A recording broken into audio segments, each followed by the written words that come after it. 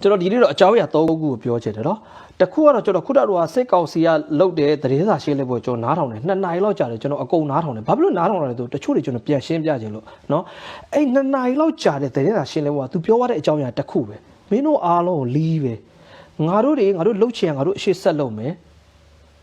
မင်းတို့ခေါင်းဆောင်လည်းမလှုပ်ဘူးဖမ်းမယ်နော်မင်းတို့ပြောရင်လည်းမင်းတို့ဖမ်းမယ်မင်းတို့လည်းဂယူမဆိုင်ဘူးမင်းတို့ပြောတဲ့ R2B လည်းစောက်ဂယူမဆိုင်ဘူးဒါပဲရှင်းရှင်းလေးပဲဒီအကြောင်းအရာတစ်ခုဒါအနှစ်ချုပ်ပဲနော်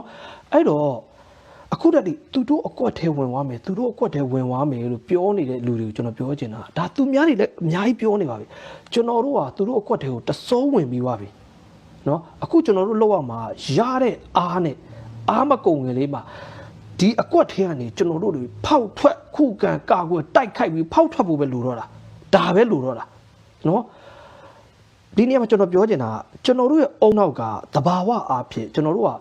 အုံနောက်ကကာကွယ်ဖို့ပဲအလုပ်လုပ်တာကိုခန္ဓာကိုအန်ရကင်းအောင်စေးဖြစ်အောင်ကာကွယ်ဖို့ပဲအလုပ်လုပ်တယ်ကျွန်တော်တို့တစ်ခုခုအရှိကိုကြီးပွားတိုးတက်အောင်တစ်ခုခုလုပ်မယ်စွန့်စားမယ်တိုက်ခတ်မယ်ဆိုကျွန်တော်တို့အုံနောက်ကအကြောင်းအရာတွေမျိုးစုံပေးပြီးကျွန်တော်တို့ကန့်ကွက်တယ်ဒါသဘာဝပဲအဲ့တော့အခုတည်းဟိုလိုမလုပ်နဲ့ဒီလိုမလုပ်နဲ့ဒီလိုပြောနေတဲ့လူတွေကျွန်တော်ပြောတာခင်ဗျားကြောက်တယ်ဒါပေမဲ့ကြောက်တယ်ဆိုရင်ကြောက်တာကိုကြောက်တယ်လို့မပြောဘူးခင်ဗျားတို့အုံနောက်ကခင်ဗျားတို့ reason မျိုးစုံနေနဲ့ခင်ဗျားတို့ပြဿနာရှာပြီးဒီအကြောက်တရားကိုပိတ်နေအဲ့တော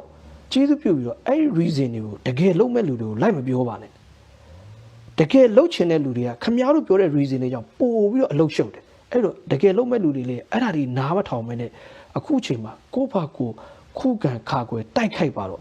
ချပါတော့နော်ကျွန်တော်မနေ့တော့တညာလုံးပါဗျာကျွန်တော်အဲ့gas plane နဲ့ဒါဓာတ်စီပုံစံနဲ့လှုပ်တဲ့ဥစ္စာတွေပေါ့ဘုံလှုပ်တဲ့ဥစ္စာပဲကြည့်တယ်ဒါပေမဲ့ကျွန်တော်ပြန်စဉ်းစားလာအမှန်တကယ်ကပြည်တွင်းမှာဒါတွေကနီးတွေကအကုန်သိထားပြီးသားတကယ်တမ်းကိုလှုပ်ဖို့ပဲလိုတာချဖို့ပဲလိုတာနော်အဲ့လိုချမဲ့လ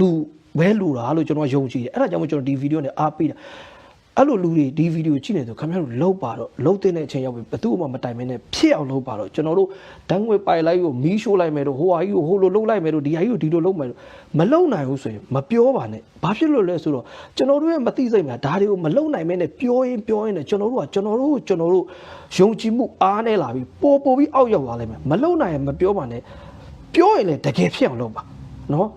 ပြီးတော့ကျွန်တော်နောက်တစ်ခုပေါ့နော်ဒါကျွန်တော်မနေ့ကအဲ့လူတယောက်ရဲ့ဗီဒီယိုကျွန်တော်နားထောင်တာသူကဘာပြောလဲဆိုအခုအချိန်မှာတချို့တွေ popular ဖြစ်ချင်တဲ့လောဘကိုလည်းသတိထားပါတဲ့အဲ့စကားကျွန်တော်တော့တမျိုးဖြစ်တယ်ဘာဖြစ်လို့လဲဆိုတော့ဒါကျွန်တော်ကိုယ်တိုင်ကြုံတွေ့ရတဲ့ဥစ္စာပေါ့နော်ကျွန်တော်ရိုးရိုးတက်တခြားဗီဒီယိုတွေလုပ်တယ်ဟိုလိုလုပ်တယ်ဒီလိုလုပ်တယ်လူကသိမကြည့်ဘူးအဲ့လောက်ကြီးမဟုတ်ဒါပေမဲ့ခေါင်းစဉ်မှာအဲ့လိုမျိုး R2B တို့အမေရိကလာတော့မယ်တို့ဘာလို့အဲ့လိုမျိုးခေါင်းစဉ်ပါလိုက်ပြီဆိုတော့လူတွေကရက်ဆက်ကြည့်တာမျိုးshare တယ်ကြည့်တယ်အရန်ကြည့်အလေးစားပါတယ်တို့မျိုးစုံမှာအရန်ကြည့်တယ်အဲ့လိုဗီဒီယိုဆိုလူတွေကအရန်ကြည့်တာအဲ့တော့တချို့တွေလည်း R2B တို့ဘာတို့နဲ့ပတ်သက်ပြီးတော့ United ကလာတော့မယ်တို့ဟိုကလာတော့မယ်ဆိုပြီးအားပေးနေတဲ့လုပ်တဲ့ဗီဒီလူတွေကိုလည်းကျွန်တော်ပြောချင်တာခင်ဗျားတို့အနေနဲ့ရိုးသားဒီကောင်တွေကလာနိုင်တယ်ငါတို့အားပေးတယ်ဆိုရိုးသားယုံကြည်တယ်ဆိုတော့ဆက်လုပ်ပါဒါမှမဟုတ်တစ်ချိန်တည်းမှာပဲငါတို့ကတကယ်ရောလာမဟုတ်ရလားငါတို့လူကြိုက်အောင်လုပ်နေတဲ့ဗီဒီယိုတွေလားဆိုပြီးတော့ကိုတော့တစ်ခေါက်လောက်တော့ပြန်မေးစေချင်တယ်နော်အဲ့တော့ကျွန်တော်ပြန်ချုပ်ပြောပါမယ်ကျွန်တော်တို့တိုက်ပါတော့ဒီစစ်တပ်ကဘာမှစောက်ဆက်ရှိတဲ့စစ်တပ်မဟုတ်ဘူးတပုံတက်နော်မနေ့တနေ့ကမှပေါ်လာတဲ့ AA တို့တက်ကိုတော့ဒီကောင်တွေမနိုင်တာဗျာကျွန်တော်တို့ပြည်သူတွေပညာရှိတယ်တတ်သိရှိတယ်ဘာဖြစ်လို့ဒီကောင်တွေမဖြုတ်နိုင်မှာကျွန်တော်တို့ရန်ကုန်မှာလူ9တန်းကျော်ရှိတယ်နော်တသိန်းမဲ့ကျွန်တော်တို့ဝင်ပြီးခုတ်အောင်ဒီကောင်တွေအကုန်ပြုတ်လိုက်မယ်အဲ့တော့တကယ်လှုပ်ဖို့ပဲလိုတာပါကျေးဇူးပြုပြီးတော့ကြောက်နေတဲ့လူတွေလည်းကိုယ့်ရဲ့အကြောက်တရားကူးဆက်ပါတယ်အဲ့တော့ကြောက်နေတယ်ဆိုရင်လေကိုယ့်ဘာကိုအဲ့အကြောက်တရားကိုယ့်ဘာကိုသိမ်းတာပါကျန်တဲ့လူတွေကိုလိုက်ပြီးတော့မမျှဝေပါနဲ့လုံးမဲ့လူတွေလည်းတက်နိုင်သမျှဘာမှမတွေးဘူးပါနဲ့ကျွန်တော်တို့ကတကယ်ကိုလုံးတဲ့အချိန်ရောက်နေပြီကျွန်တော်တို့တကယ်ကိုပြန်လဲခုခံတိုက်ခိုက်တဲ့အချိန်ကိုရောက်နေပြီတကယ်လို့အခုအချိန်မှာကျွန်တော်တို့က